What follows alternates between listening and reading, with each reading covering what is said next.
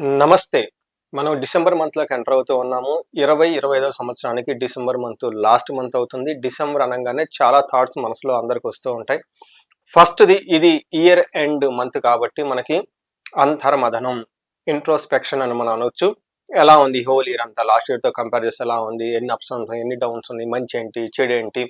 అని మనం రివ్యూ చేసుకునే ఒక బెస్ట్ మంత్ ఈ మంత్.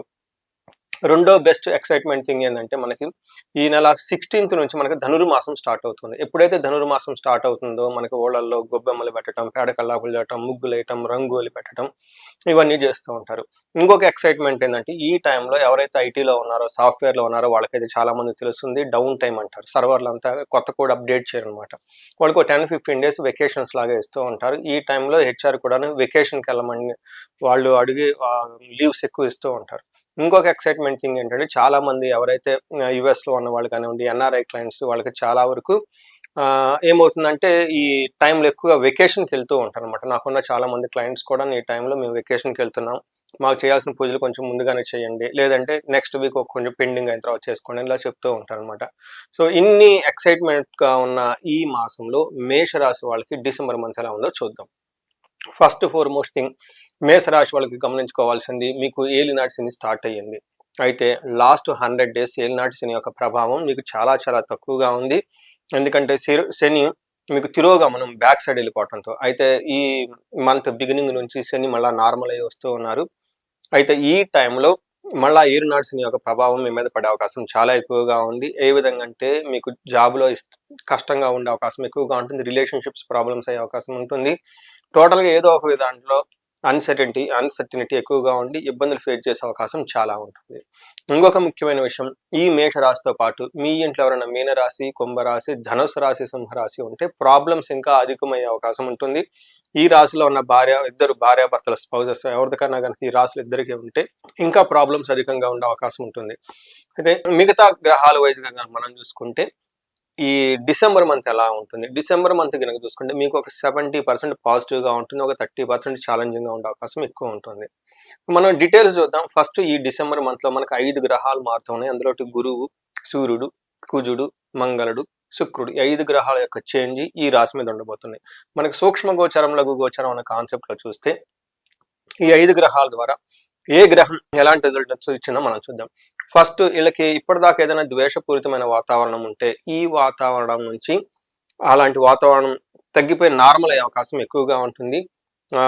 వీళ్ళకి కుజుడు కొంచెం శారీరకంగా ఇబ్బంది పెట్టే అవకాశం ఎక్కువ ఉంటుంది. బుధుడు వల్ల పుత్ర లాభం, అర్ధలాభం అని చెప్తూ ఉంటారు. ఈ పిల్లల ద్వారా కానివ్వండి, ధనధాన్యం వీటి వాటికి సంబంధించి మంచి ఉండే అవకాశం ఎక్కువ ఉంటుంది. లాస్ట్ అండ్ మోస్ట్ ఇంపార్టెంట్ శుక్రుడు వాళ్ళకి సంపదలు వచ్చే అవకాశం ఎక్కువగా ఉంటుంది. లేదంటే అట్లీస్ట్ ఇప్పటిదాకా ఎక్కడైనా మనీ ఫ్లో ఆగుంటే ఈ టైంలో మనీ ఫ్లో ఎక్కువయ్యే అవకాశం ఉంటుంది. ఇది మనకు సూక్ష్మంగా హోల్ మంత్ ఎలా ఉందో మనం తెలుసుకోవచ్చు. నెక్స్ట్ ఇప్పుడు ప్రతి గ్రహం ముఖ్యంగా 3 ముఖ్యమైన గ్రహాలు కుజుడు, సూర్యుడు, శుక్రుడు ఎలా ఉన్నారో మనం చూద్దాం.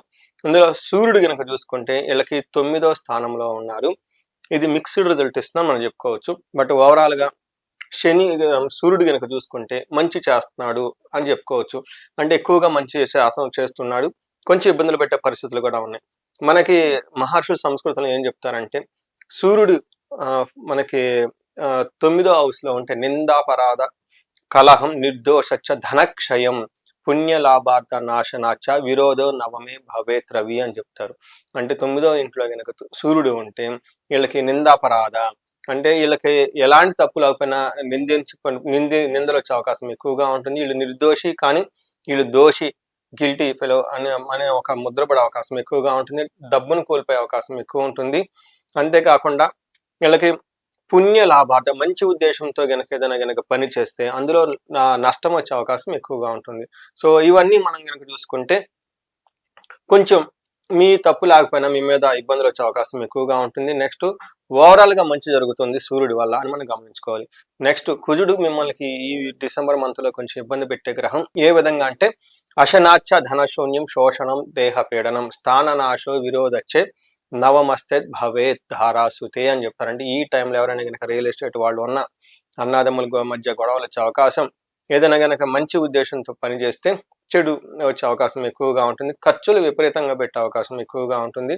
ఒక్కోసారి మీకు సరైన టైంకి భోజనం గనక ఇలా శరీరం అంతా వండిపోయినట్లు ఉండే అవకాశం ఉంటుంది. స్థాన నాశనం అంటే మీరు చేస్తున్న పనుల్లో గానివ్వండి, ప్రొఫెషన్‌లో గానివ్వండి, మీకు అనుకున్నంత వృద్ధి లేక, లేదంటే కొంచెం అసంతృప్తిగా ఉండే అవకాశం ఎక్కువగా ఉంటుంది. థర్డ్ గ్రహం మనం చెప్పుకునేది శుక్రుడు. శుక్రుడు 8దో ఇంట్లో ఉండటంతో చాలా మంచి గ్రహం అని చెప్తారు.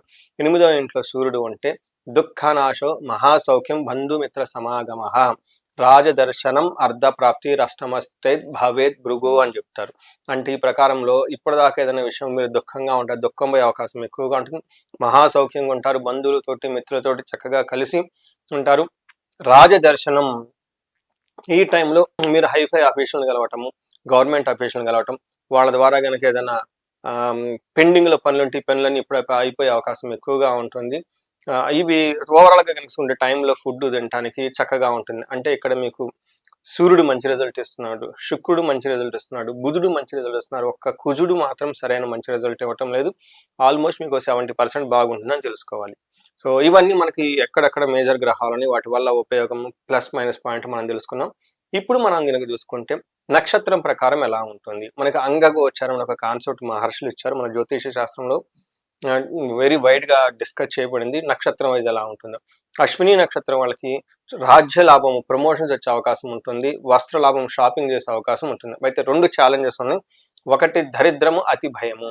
ఈ టైంలో చిన్న చిన్న వాటికి అతిగా భయపడే అవకాశం ఎక్కువగా ఉంటుంది. రెండోది ఫైనాన్షియల్గా క్రైసిస్ వచ్చే అవకాశం ఎక్కువగా ఉంటుంది. ఏదైనా ప్లాన్ మీకు ఈ టైంలో ప్రమోషన్స్ వచ్చే అవకాశం ఎక్కువగా ఉంటుంది. హెల్త్ విషయంలో జాగ్రత్తగా ఉండాలి. నెక్స్ట్ అతిగా భయపడే అవకాశం ఎక్కువ ఉంటుంది. కొంచెం ఫైనాన్షియల్ క్రైసిస్ చూపిస్తుంది. నెక్స్ట్ కృతికా నక్షత్రం వాళ్ళకి లాభప్రదంగా ఉంటుంది. ప్రమోషన్స్ వచ్చే అవకాశం ఎక్కువ ఉంటుంది. కొంచెం హెల్త్ విషయంలో జాగ్రత్తగా ఉండాలి.